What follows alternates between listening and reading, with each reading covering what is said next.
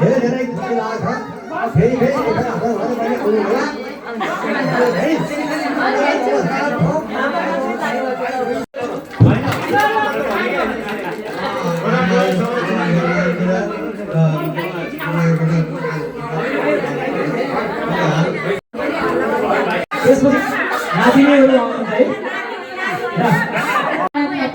खेमबहादुर गोदारको जेठी बुहारी आज गोदार परिवारहरू यति धेरै जम्मा हुनुभएको छ। मलाई बिहानदेखि खुसीको आँसु आउँछ। अब है उहाँहरू तिर्खा जानु भएको छ, तर पनि अझै मलाई तिर्खा यही घरमै तिर्खा हो कि जस्तो फिल भइरहेको छ।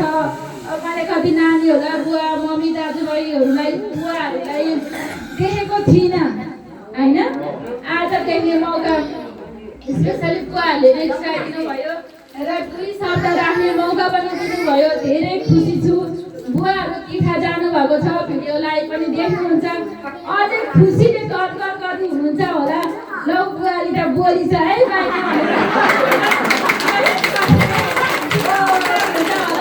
धेरै खुसी लाग्यो उहाँलाई। फेरि मौकाहरूले दिनुहुनेछ। अहिले हजुरहरूलाई हामीले घरमा स्वागत गरेपछि फेरि हजुरलाई आउने मौका दिनुहुन्छ होला।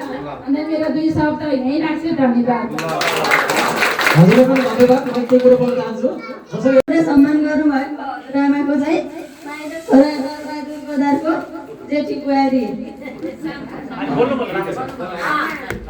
अनि आज हामीले कति हाम्रो चिनजान थिएन, एउटै खलाको भए पनि गोदार समूहको भए पनि, तर आज चाहिँ सबैजना यसरी देख्न भेट्न पाउँदा एकै ठाउँमा हामी जम्मा हुन पाउँदा चाहिँ धेरै खुसी लागेको छ।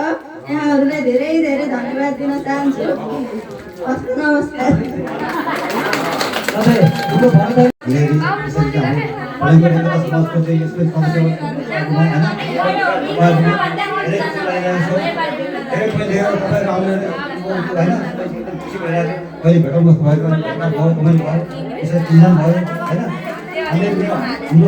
हजुरआको चाहिँ म माइलो छोराको चाहिँ अब केटो नाति नाति त माइलो नाति भयो होइन।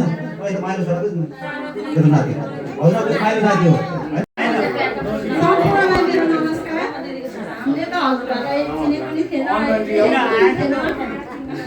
अहिलेसम्म देख्न पायौँ, चिन्न पायौँ, त्यही खुसी लागेको छ हामीलाई।